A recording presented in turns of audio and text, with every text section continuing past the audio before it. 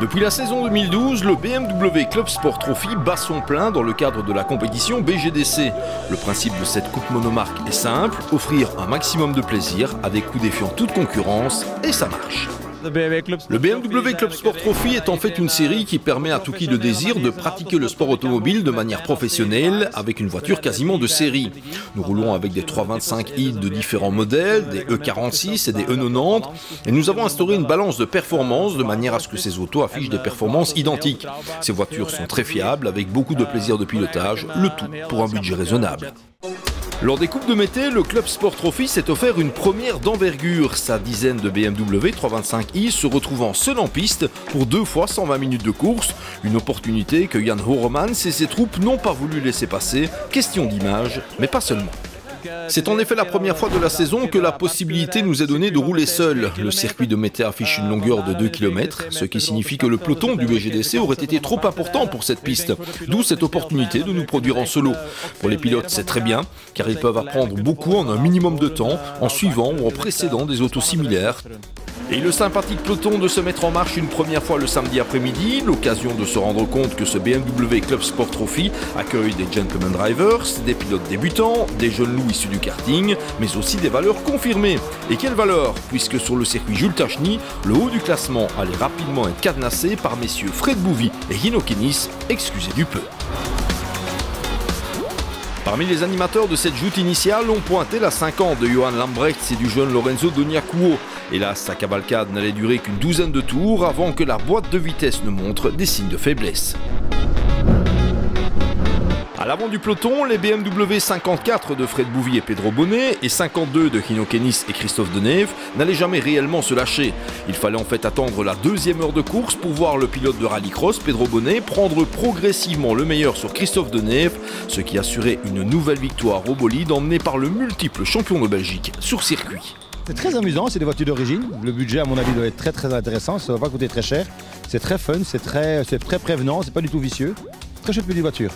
Alors ce concept de sport automobile très bon marché avec une marque aussi prestigieuse que BMW, c'est assez surprenant. Ouais, je crois que de toute façon c'est dans l'air du temps. Je veux dire, les budgets sont moindres, tout, la vie coûte plus cher, donc je crois qu'on va à ce genre de choses et c'est vraiment les règlements qu'il faut avoir. Et là je crois qu'il y a 10 voitures, je crois que ça peut vite grimper parce que les voitures qui ne coûtent pas très cher, elles sont très amusantes à conduire, faciles. Propulsion, donc ça glisse toujours un peu, ça reste quand même une voiture de course. Elles sont belles, quand on les voit passer, ça a vraiment beaucoup de gueule, donc je crois que c'est vraiment la solution pour l'avenir pour le sport automobile. Qu'on se le dise, Hino Kenis et Christophe Deneve ont tout mis en œuvre pour maintenir le suspense le plus longtemps possible. Il est vrai qu'au volant de ces BMW 325i, les pilotes s'amusent à flirter en permanence avec la limite. Chaque fois que Jan Hoermans me sonne, j'accepte de rouler. Je n'ai jamais refusé.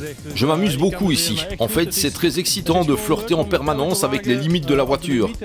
Que vous ayez 150, 200, 400 ou 600 chevaux sous le capot, le plus grisant, c'est de tirer le maximum de votre bolide. Si les pilotes belges sont forcément majoritaires sur le front du Club Sport Trophy, le caractère international de la formule est assuré par 2 équipages hollandais séduits par cette compétition. Coachés par un certain Jeffrey Van Hooydonk, Gerard van der Horst et Benny Skrier ont été tellement réguliers durant cette première joute qu'ils sont parvenus à compléter le premier podium, un résultat de nature à décupler l'enthousiasme de ces garçons venus du Nord en quête de plaisir de pilotage. C'est Jeffrey Van Hooydonk qui nous a donné le virus. On a trouvé ça amusant d'essayer à notre tour et en une saison à peine, on est vraiment devenu accro. C'est fun.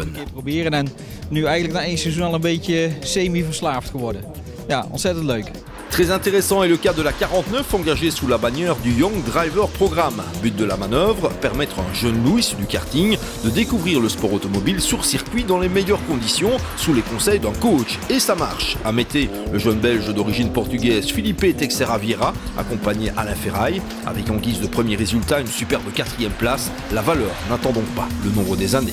Comme le veut la coutume dans le BMW Club Sport Trophy, la lutte pour les places d'honneur a été intense et c'est le duo composé d'Olivier Hermans et David Convens qui complétait le top 5 final, trop heureux de profiter de ce meeting où les 325i se sont retrouvés entre elles sur la piste. Le point fort de la formule, c'est que nous roulons avec un matériel identique. Les voitures utilisées sont proches de la série et de ce fait, leurs performances sont assez équilibrées. Que trouvez-vous le plus intéressant, rouler avec le BGDC ou disputer des courses entre vous? Le fait de rouler entre nous, c'est vraiment sympa, car on peut se comparer directement. Mais avec le BGDC, c'est aussi très bien, évidemment. Moins de réussite pour Thierry Dezan, Frédéric Ledoux et le jeune Romain Paul au volant de la 3, mais même un passage imprévu par les stands pour refixer un silencieux d'échappement n'a pas été de nature à gâcher le plaisir du maître d'œuvre. On passe sur le banc, c'est plombé, contrôlé. Et voilà, donc il n'y a pas de tricherie, mais on peut avoir des pièces à des prix tout à fait raisonnables, c'est quand même plus facile. Ça veut dire que ça reste, ou c'est l'une des formules les plus abordables? Je pense parce qu'il y a la fiabilité déjà de ces véhicules. Ils sont full origine, point de vue moteur boîte pont, et donc c'est très fiable. Et puis les pièces ne sont pas si chères que ça. Le classement de la joute initiale de Mété était complété par les Hollandais William van Dijssen et Ruud van Meel au volant de la seconde voiture de l'équipe Van der Horst, ainsi que par la 51 de Fabrizio Valentino et Pascal Bendib, dont l'équipe s'est distinguée dans le paddock en venant en aide à la 50 après son bris de boîte de vitesse. C'est ça aussi l'esprit BMW Club Sport Trophy.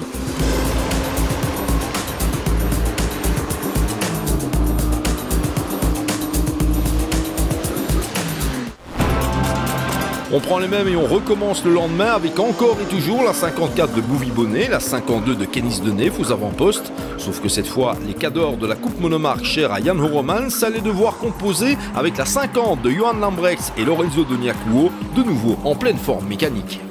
Un envol que l'on revit depuis le cœur du peloton dans l'habitacle de la 45 de Gerhard van der Horst et Benny Skrier, candidat à un nouveau top 3.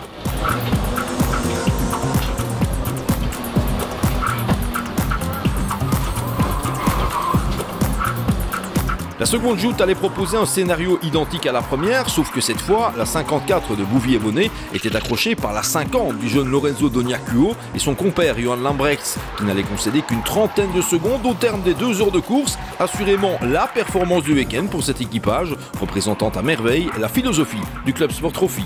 C'est intéressant pour moi parce que je trouve que tout le monde a plus ou moins les mêmes voitures, les mêmes moteurs et les mêmes réparations. Donc c'est vraiment, je pense que c'est vraiment au pilotage qu'on voit la différence par rapport à d'autres catégories de voitures. C'est toujours un plaisir de piloter ces voitures qui sont très fiables. Ce week-end, nous avons dû renoncer une fois, mais c'était une première en 2 ans de course. Et puis il y a l'ambiance qui est toujours très sympa ici.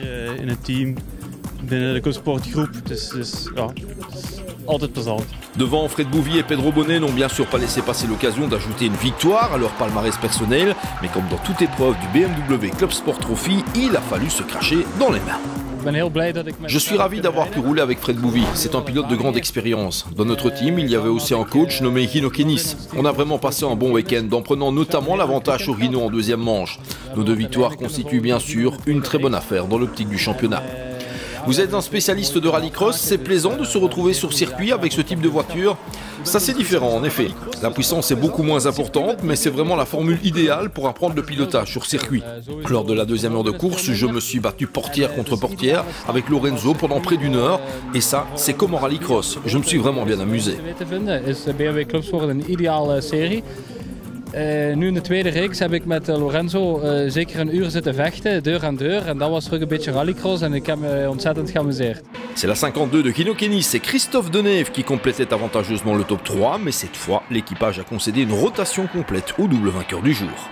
Grosse performance pour Olivier Hermans et Davy Convain, ceux qui n'ont lâché qu'une 50aine de secondes en 120 minutes de course par rapport à Kennis et Deneve. Pas de podium certes, mais une sacrée performance quand même. Pas de souci d'échappement et donc un classement en vue pour la 50 de Thierry Dezan, Frédéric Ledoux et Romain Paul, qui pointaient à 14 secondes seulement de la 9 au moment du baisser du drapeau à damier. Quant aux Hollandais volants, ils étaient moins à leur affaire lors de la joute dominicale, les 325i numéro 45 et 19 prenant les 6e et 8e places finales. Mais en accumulant les rondes, ces gentleman drivers poursuivent leur apprentissage de la course dans des conditions idéales. Nous avons pleinement profité de ce week-end. Pour nous, c'est un vrai trophée pour Gentlemen. C'est vraiment super ici, avec une chouette ambiance, des gens sympas, des autos top et une grosse bagarre sur la piste entre nous. Génial. Quant à Fabrizio Valentino et Pascal Bendib, ils sont eux aussi là pour apprendre et s'améliorer. Et pour la première fois cette saison, leur équipe a aligné 2 voitures, preuve que l'appétit vient en mangeant. On est arrivé avec 2 véhicules pour la première fois. Et on a pu aider Thierry Dezan suite à une casse moteur hier. Donc c'est positif, les 2 véhicules sont arrivés, voilà, que du positif. Que penser de ce Club Sport Trophy? C'est vraiment une formule qui vous convient très bien, pourquoi? Bien sûr, nous on est tout nouveau team, ça fait 1 an et demi qu'on est là, on apprend, on a commencé Club Sport et voilà, que du positif, on a appris beaucoup en 1 an et demi, chaque circuit qu'on découvre nous fait apprendre en pilotage, en fiabilité pour le véhicule, on arrive à voler des informations à d'autres pilotes, ils nous les donnent aussi, donc c'est une bonne ambiance, quoi. Au moment de dresser le bilan de ce week-end en solo, le promoteur du BMW Club Sport Trophy ne pouvait que se montrer satisfait. Non seulement sa coupe monomarque tourne à plein rendement, mais les perspectives d'avenir sont plutôt prometteuses. Pour le futur, les autos resteront en l'état, avec peut-être quelques légères modifications. Nous allons poursuivre les discussions avec le BGDC et une grande partie de notre championnat 2014 aura lieu dans le cadre des courses BGDC, avec peut-être en plus une présence aux 24 heures de Zolder. Pas de doute, on entendra encore beaucoup parler du BMW Club Sport Trophy dans le futur, avis aux amateurs.